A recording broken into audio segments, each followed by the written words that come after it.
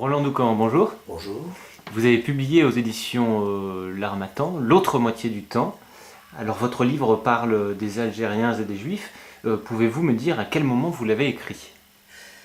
Oui, curieusement, c'est un livre que j'ai mis, on peut dire, en chantier au début, à la fin de l'hiver de 1913, de 2013, pardon, de 2013. Donc, ça n'a rien à voir avec tous les événements que la France vient de traverser.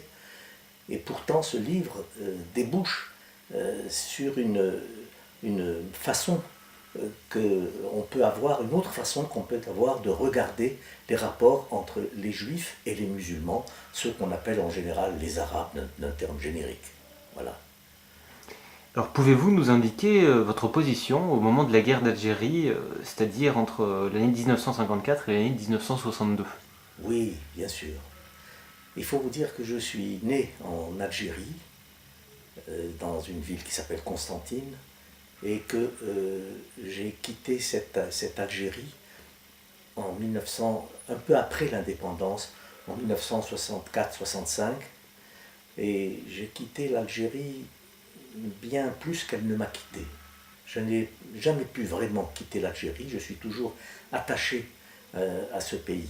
Et ma position, dès que j'ai eu 15-16 ans, a été une position, on peut dire, tout à fait aux côtés de ceux qui déjà, à l'époque, je parle de 1947, 48, 49, déjà commençaient à lutter pour leur indépendance. Et moi, qui étais un jeune garçon juif, aux grandes dames de ma famille, bien sûr, j'avais pris des positions. Je croyais, je croyais, et je le pense toujours, que la justice voulait que ces gens-là retrouvent leur pays. Et j'étais donc à leur côté, mais beaucoup plus que ne l'étaient les porteurs de valises de, comment s'appelait-il, je ne me rappelle plus son nom. Et donc, j'ai toujours eu comme ça et puis les années ont passé, quelques années ont passé, et 1954 est arrivé, c'est-à-dire le novembre 54, la première année de ce qu'on a appelé plus tard la guerre d'Algérie. Et, et à ce moment-là, moi j'étais déjà en France, et j'ai eu tout au long de ces années à, comment vous dire, à donner un coup de main à des amis à moi que j'avais déjà depuis l'Algérie, depuis Constantine, depuis Alger. Et ces amis ont été plus tard d'ailleurs des écrivains célèbres. Il y avait essentiellement Malek Haddad, qui était un ami à moi personnel, Kateb Yassine, qui est très connu dans le monde des lettres, et qui sont morts tous les deux, Mohamed Dib aussi. Et il m'a été donné d'héberger même Malek Haddad chez moi pendant 5 ou 6 mois. Il était recherché par la police, c'était dans les années 56, 57. Il était recherché par la police, et c'est pour vous dire les liens que j'ai toujours eus avec ces gens-là, quoi. Voilà. Contre quel racisme vous battez-vous? Écoutez, je suis toujours étonné quand j'entends parler, par exemple, d'une ligue contre le racisme et l'antisémitisme. Qu'est-ce que ça veut dire? Racisme et l'antisémitisme. Pourquoi sépare-t-on ces deux racismes? J'ai toujours été choqué qu'on les sépare. Et puis, vous savez, les années ont passé, on a appris toutes les horreurs que le dénommé Hitler avait pu faire. Et je me suis dit, après, en tant qu'explication, que peut-être on séparait ces deux racismes, le racisme de l'antisémitisme des autres racismes, à cause du prix terrifiant qu'il a coûté quand même. 6 millions de juifs, une chose qu'on a revécue récemment avec l'anniversaire d'Auschwitz, le 70e anniversaire d'Auschwitz, de la libération d'Auschwitz. Et je me suis dit que peut-être c'était explicable qu'on dise contre le racisme et l'antisémitisme. Alors avez-vous gardé des relations avec l'Algérie? Oui, oui, bien sûr.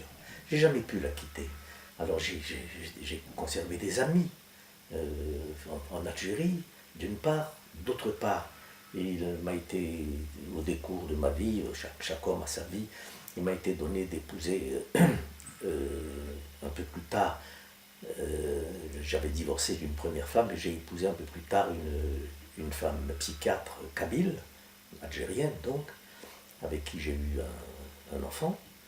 Et cet enfant travaille à Europe 1 en ce moment, il est journaliste à Europe 1. Et donc j'ai gardé des contacts très importants de ce fait avec l'Algérie, sans parler des amis que j'ai conservés là-bas. Lorsque je vais en Algérie, j'ai jamais mis les pieds dans un hôtel. Je suis toujours chez quelqu'un. Toujours. Et mais j'en parle pas. J'espère m'en expliquer bien. Pas comme on dit les pieds noirs. Je suis le contraire d'un pied noir. Hein. On se trompe d'ailleurs quand on emploie pied noir à propos de n'importe qui. Mais j'en parle comme quelqu'un qui n'a jamais pu quitter son pays réellement, quoi. Voilà. En fait, ma mère était, comme mon père et ma mère sont nés en Algérie, comme moi, à Constantine. Et ma mère m'a élevé. C'était une femme née en 1895, quand même. Et c'était une femme qui était habillée, comme on disait humblement, à l'indigène. Et qui parlait uniquement en judéo-arabe. Elle connaissait très peu le français, elle l'a appris peu à peu, elle l'a acquis, après avoir quitté l'Algérie, évidemment. Mais j'ai été élevé, moi, comme langue maternelle dans le judéo-arabe. C'est pour vous donner des notions de à quel point ce pays me tient. Ma mère était analphabète complètement. Et un des premiers livres qui m'a été donné d'écrire ça s'appelait Bereshit, où je parle beaucoup de ce phénomène-là.